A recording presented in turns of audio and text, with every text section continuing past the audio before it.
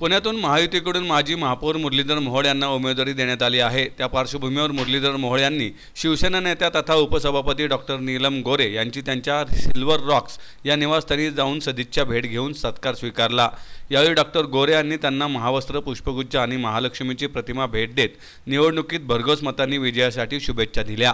याप्रसंगी उद्योजक रेखा चोरगे, माजी नगरसेविका सोनाली लांडगे, रंजना कुलकर्णी, पुणे शहर महिला सहसंपर्क प्रमुख सुदर्शना त्रिगुणाईत, शिवसेना उपशहर प्रमुख श्रुती नाझरीकर, श्रद्धा शिंदे, सुप्रिया पाटेकर, मंगल सोनटक्के, युवराज शिंगाडे, राजू विटकर, सुधीर जोशी, शिवसेना कार्यालय सचिव संतोष लांडगे, शिवसेना उपशहर प्रमुख संजय डोंगरे, धैर्यशील कदम, संकेत मोरे, संजय तुरेकर आदी शिवसैनिक उपस्थित होते।